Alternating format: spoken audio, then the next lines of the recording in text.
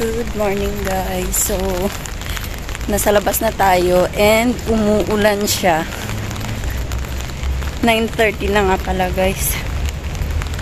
And punta tayong pwesto. So, tutulungan ko din nga pala si Ninay kasi magpapabox siya ng mga gamit niya pa Pinas. So, see you guys.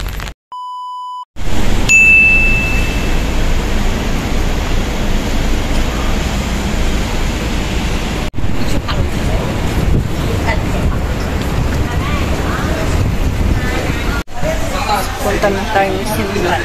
Magpe-ferry nga pala ako.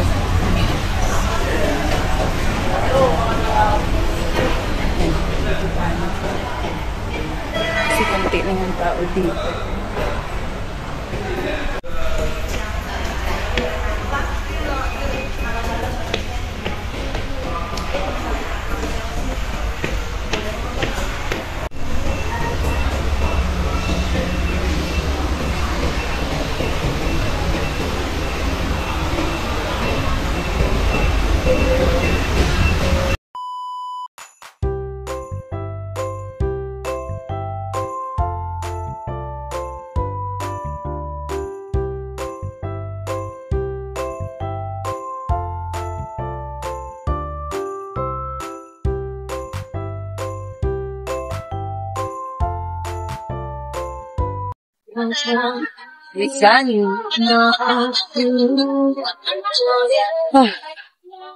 Nagpapabox kami ngayon ng mga gamit ni Ninay guys, and pagod na pagod ako.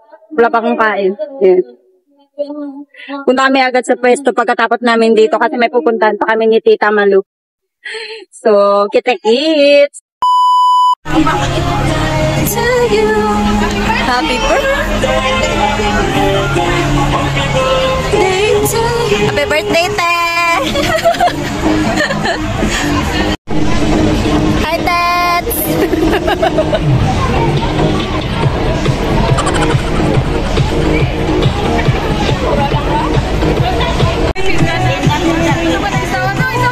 Video na, video!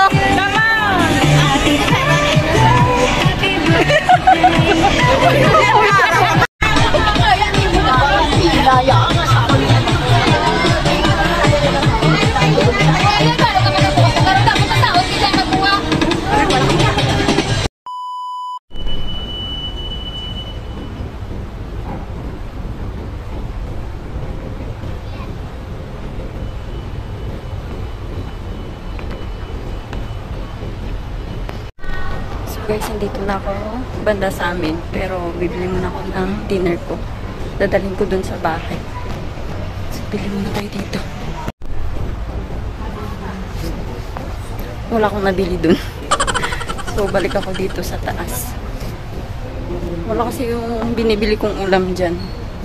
So, siguro hindi siya available ngayong dinner. And, pumapatak na yung ulan. Kaya hindi ko alam kung anong kakainin ko. Wala kasi akong kain ng kanin ngayong araw. And, puro dessert. So, umuulan na siya guys. Kailangan ko nang makauwi. So, makabili na ako ng dinner ko guys. And, on the way na ako papunta sa building namin. So, 8:14 pa lang. Pero, pupunta muna ako dun para tumamba. Let's go.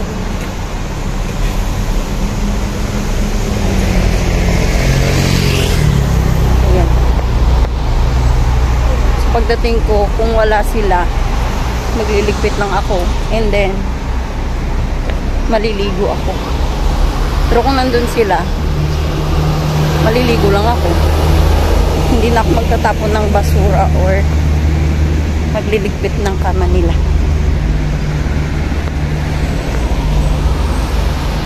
Kasi ayaw ni among babae na tinatapon ko yung basura ng hindi niya na-check kung meron pang natitirang mga basura. Let's go!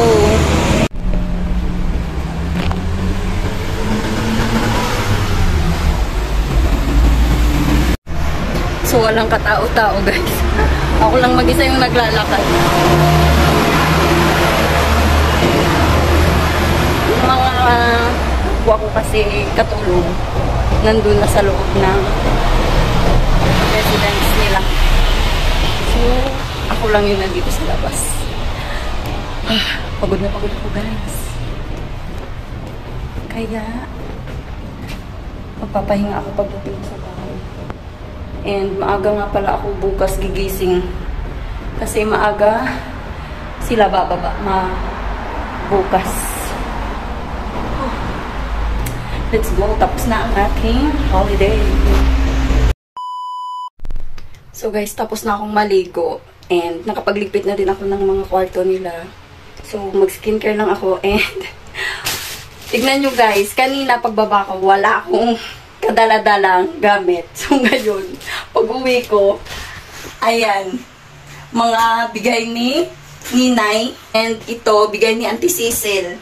So sobrang blessed ko sa mga nakapaligid sa akin. And sobrang thank you sa mga pangalawang magulang ko dito.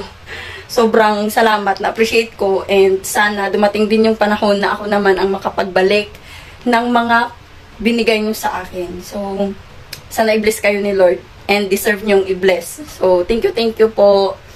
So, tatapusin ko muna yung pag-skincare ko guys. And magpapahinga na din ako. So, tatapusin ko na lang yung video kasi maaga pa ako bukas. So, thank you guys for watching. Please like this video if you enjoy. Please subscribe and I hope to see you on my next video. Bye guys. Stay safe everyone.